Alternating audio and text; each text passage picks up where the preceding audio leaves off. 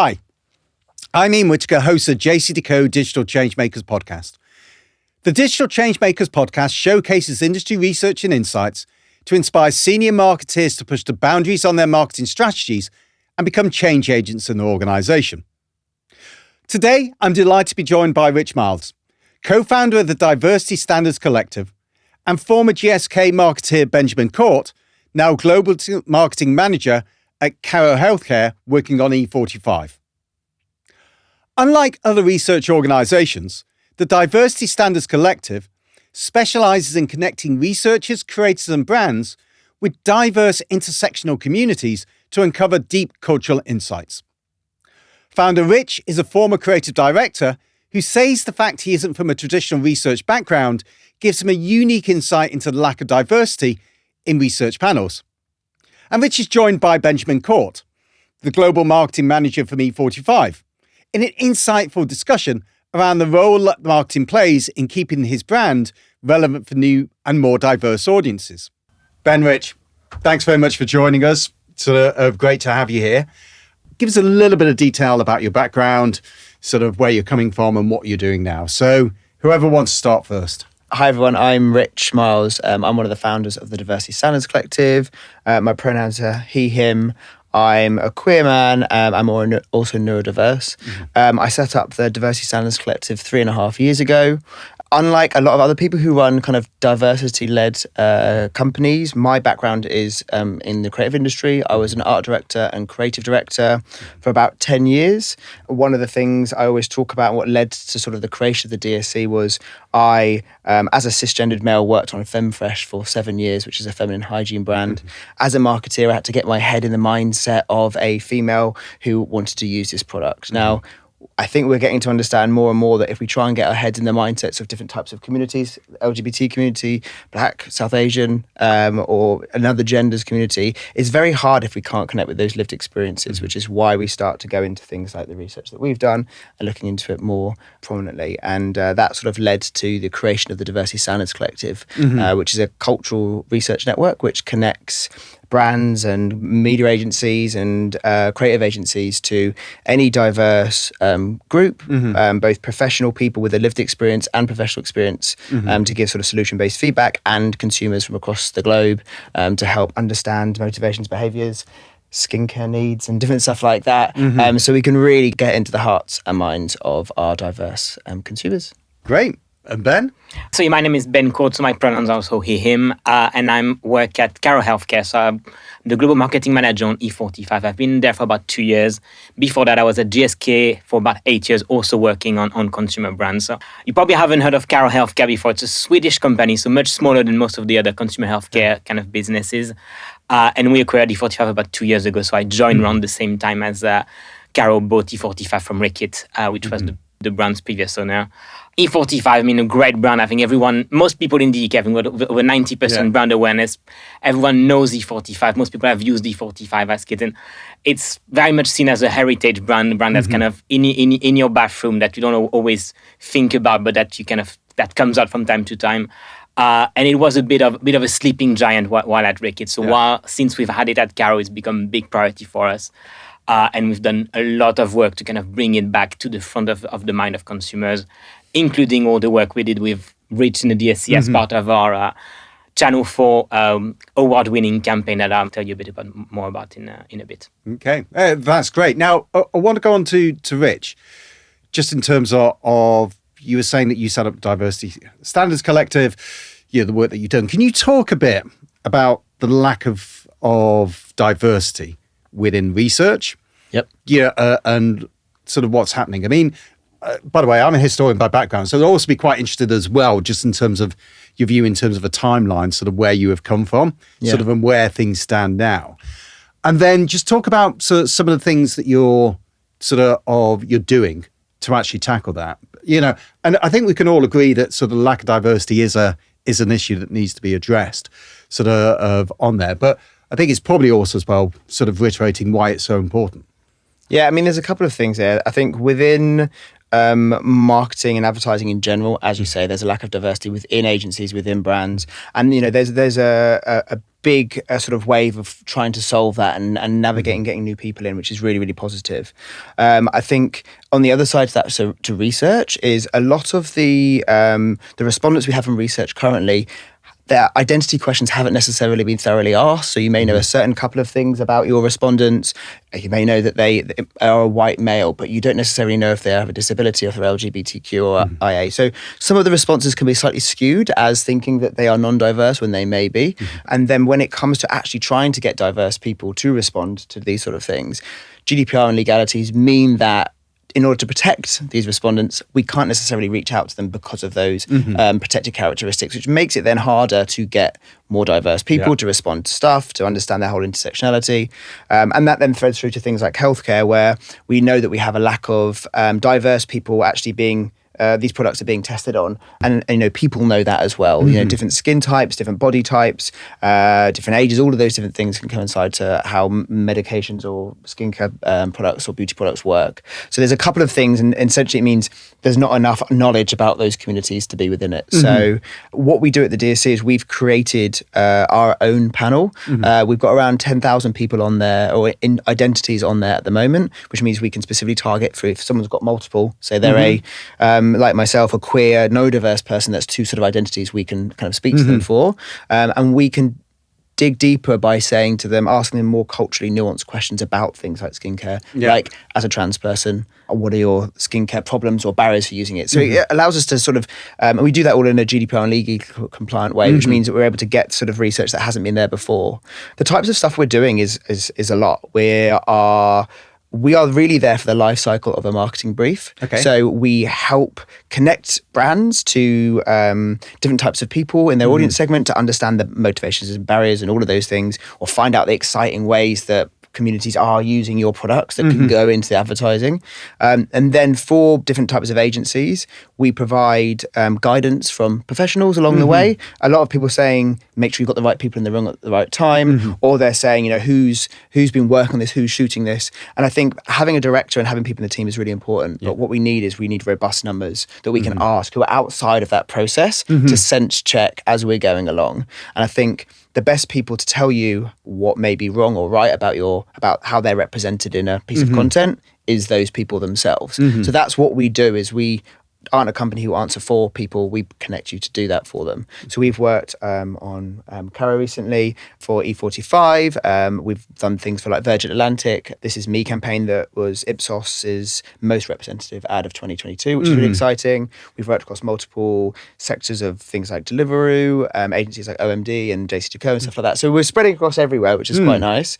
But realistically, the objective for us is to make sure that we're never questioning ourselves or lacking confidence in what we do. Everyone is skilled in their professions, and the hardest thing sometimes with this sort of work is, what if I'm getting it wrong? What if something that I have no idea about I'm getting wrong, and I have no one to access to ask those questions to? We want marketeers, we want brand managers, we want anybody, creatives, to be able to do their jobs as best they can and not worry about the nuance within their creative, because they've got people that they can speak to for that. Best case scenarios, in 10 years we're extinct because everyone's got that within their teams and agencies. I don't necessarily think we're going to get there then, but slowly. I mean, we work with some really progressive agencies like Mother, for example, who are far beyond a lot of other places that we work with, and you can see that they're already at a deeper level. And then brands like Karo as well have already done the research, they're already looking to policy changes, whereas other companies were sort of starting being like, oh, should you think about doing a change for that community? So there's lots of different stuff at different places, but it's very exciting. And you've kind of preempted sort of a question I was going to ask, actually, sort of on that, is go back to that point about the 10 years, sort of whether you think you'll still be here or not in terms of the Diversity Standards Collective. If you had to sort of mark it, as it were, or scale it sort of from 1 to 10, with, let's say, 1 being absolutely nowhere and 10, we've achieved all our objectives, where do you think things stand at the moment, and what do you think are the main issues actually stopping progress? Interesting question, and I can't really give a definitive answer. Like, I'd like to say 4 or 5. Right. Okay. But I think, as I said, different people are in different places. Of course. Some brands are brave and will allow their agencies to kind of start selling into new, more progressive audiences and increase their penetration that way. Some are more fearful. Some have got some old, this is what's interesting about E45 is most of the time, in my experience, those heritage brands are more scared about losing parts of their audience by saying things that maybe they think their audiences won't be accepting of. They don't know that, but that will be their own biases they're placing on it. Coming into the industry, I experienced some homophobia from a brand who, this is 10 years ago, who we put an LGBT couple in a social ad. They had said, put the couples up. It was a winner wedding. They had said, put all the couples up. Came in the morning, we put the couples up. One of them happened to be a lesbian couple. They brought like a whole agency meeting. Don't put as much money behind them. How dare you do that? Audience is not going to be ready for it. All of these things. And I remember thinking to myself, you'll allow me to work on your ads the last 5 years or 3 years, and yet as soon as I'm in it, you're actually more homophobic than. And it was the first time I had personally faced homophobia in the industry. Now I hear about that still now in different areas and different places. I think when you have a close relationship between agency and brand, sometimes people can lose sight of what they're saying sometimes and not realize who it might say it to. So I think that still happens in a lot of places, but we are slowly moving forward. I don't think we'll be extinct in 10 years, but I think we'll be at a good place. I think it's probably worth adding that I think the interesting thing about sort of thinking about all communities is I don't think the industry at all is in a place where we're thinking about all communities. The communities very much go in trends, I feel. And we can see that because we obviously do research on specific communities. So we've seen in the 3 years we've been here, we began around just before Black Lives Matter. We saw a massive need for speaking to the Black community, which was brilliant. Then that stopped. And then LGBT community came in, then that stopped. Then we saw disability over the last 6 months. Whereas I feel like we need to have some sort of even keel of like, all of those communities being thought of. Like East Asian communities, barely ever. We barely ever get people asking for us unless we push it and say, this is a massive audience with a massive amount of spend. Yeah. They are buying your products. East Asian people do buy dog food. It's, there's like a wild thing when you say it like that, right? But and so then you need to open people's eyes. So hopefully, I hope in the next 2 years we'll get to a place where people are actually starting to think of all audiences and processing it that way. But at the moment, we are very much like one, then another, and then going back and forth and back and forth. Okay, and that's a very comprehensive answer as to where things go. And it actually nicely segues when we talk about heritage brands going into E45. So, Ben, I mean, E45 is seen as a heritage brand, no doubt. So, from what Richard said, similar points there. So from your standpoint, sort of it'd be worthwhile to hear the work you've been going through with the Diversity Standards Collective, sort of what's been, how you've worked together, sort of what are the main things that you felt as though you've achieved. And it's quite an interesting point that you said in terms of what Rich said in terms of potentially losing the audiences, just talking about the importance of diversity to a brand such as E45. Yeah, and I can give you a bit of background on because we've been on a bit of a journey with E45 over the past 2 years. Because, as I said, Reckitt owned the brand before. They didn't do much with it because they've got many other brands. At Karo, it's our biggest brand, biggest priority. So we had more space and more resources to kind of do more with the brand, and we kind of did lots of work on kind of brand positioning, brand hearts. We've worked with great creative agency TNPM that were they've been with us from the beginning. They introduced us to actually DSC. So that's kind of been a bit of a journey, and that led to the launch of our kind of bit of a relaunch campaign we did last year that was called This Is Me 45. With our tagline about kind of E45 makes your skin feel comfortable so you can feel more comfortable in your skin. And this was a diverse campaign. Not in an in-depth way, but we're showing kind of diverse people of diverse age, diverse skin tones, diverse skin condition, etc. Just to kind of show a vision of modern Britain, but not going any deeper than that. It was showing our products being used, and we felt like we've got this great campaign, this great momentum. We want to live our kind of tagline of making people feel more comfortable in their skin. A bit more, and we're thinking, how do we bring a bit more purpose into what we do? And we kind of work with TNPM, kind of, should we try and focus on a group that actually doesn't feel comfortable in their skin, that has some skin issues? And that's when kind of the trans community came up, because before transitioning, we kind of did a bit of research showing that they don't feel comfortable in their skin, and also they have a lot of skin problems that E45 can help with. So there was a nice brand link as well. And that's at the same time that Channel 4 launched their Diversity in Advertising annual award with the theme being LGBT. And that's when we were like, that feels like the stars are aligning for us. So let's go for it. And that's when, during the pitch process, we actually did a bit of research with the DSC. So kind of having a couple of trans women, just talking them through the idea, getting their thoughts on like, does this make sense? Does it not make sense? And that's despite us having a trans person within our creative team, it still wasn't enough, as Rich mentioned, having one person in the team, because they can't just represent the whole community. So that's why we needed to get more feedback from the community, and we kind of did that throughout the process as well. We ended up winning the Channel 4 the award, and the £1 million media that kind of came with it. So that was a big deal for us at Karo. But there was still a bit of risk in terms of, are we going to lose our core audience? Yeah. And that's kind of something that we were conscious of, and we did a lot of work to make sure that didn't happen. And that kind of meant that let's make sure that the creative that we put out, something we're really proud of, something that we know has been researched, that we know that the community is going to be proud of, and they're going to be speaking on our behalf. And we knew there was always going to be some backlash from our core consumers. We were kind of hoping to keep it to a minimum. And we worked a lot to make sure that if the backlash happened, we were ready. We knew how to respond. We had everything in place. And campaign went live in May. We did get a little bit of backlash from the people we expected to get the backlash from, but it wasn't a huge amount. Yeah. And the feedback from the community, thanks to all the work we did with the Diversity Standards Collective, was overwhelmingly positive, which was really, really good to see, because then that at least we achieved what we set out for already. Yeah, and it'd be quite interesting to hear the sort of importance of marketing to getting that message across, from your standpoint, and also as well, just in terms of measurement, the sort of emphasis that you're placing on that, and again, how that really fits into your overall view of the bigger picture. Yeah, so I mean, this is a campaign that we just recently launched. So we're kind of currently looking at the data, what happened in terms of sales, consumer impact, etc. But overall, we've had some really good results so far. So we've had our kind of highest consideration levels this year. We've had increase in brand awareness, which on a brand like E45, where your awareness is already so high, it's good to see that it's actually driving more awareness. And we're also seeing that the younger consumers are kind of more likely to use E45 after seeing the ads. So that's really positive, because that was one of the reasons we did it as well. We wanted to show positive representation, but that was also a way for us to show how E45 is a brand that's moving with the time, a brand that kind of younger consumers that may be looking at other brands, more like fun-looking brands, they can kind of come back to E45, and because we've got that massive awareness, that great trust, but that's mostly among older consumers, and we wanted to get better with the younger consumer.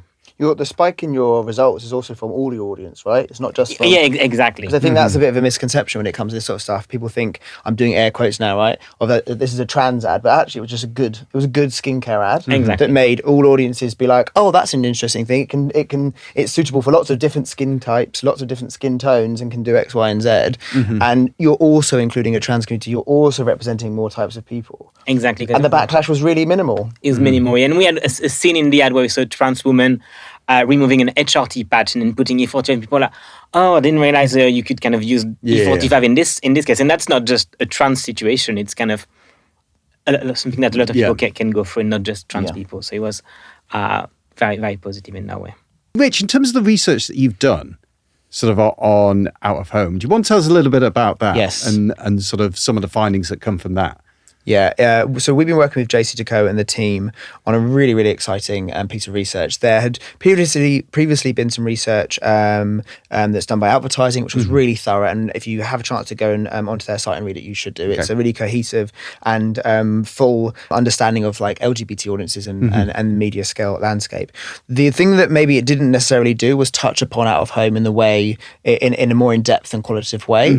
So me and the JCDecaux team kind of set out to speak to a spectrum of LGBT people through our qualitative research, our targeted community research software, and just understand the impact, how people felt about out of home, why people liked it, why they might maybe not like it, and all of those things. And some really interesting stuff sort of came back. To share some of the sort of insights. One was that 48% of our respondents felt really positive about out of home featuring them. More interestingly, 40% felt neutral about the LGBT community being featured in out of home. And that was mainly because they didn't want to answer yes or no unless they saw the representation, because they were so used to seeing bad representation that they don't want to say yes. Because the thing about out of home, and it came back from here, is the impact of it is massive. We were, even me personally, just before I came here, I was on the tube and I saw a Right Move campaign that's just launched. It's I think it must be a 48 sheet, it was huge, and it had a gay couple on it who just bought their home. And I was like, wow, that's really brightened up my day. That's amazing. And to know that everyone stood around you is also having to see that. You're like, that's sort of different than even seeing like 400,000 views online, but you're in your own home. You kind of, oh, that's nice. But I don't know, my assumption is that they're all people who want to see that. You get served the algorithms what you want to see. Whereas out of home, you kind of, everyone's forced to like everybody and see everybody's point of view. And that came out of the research as well.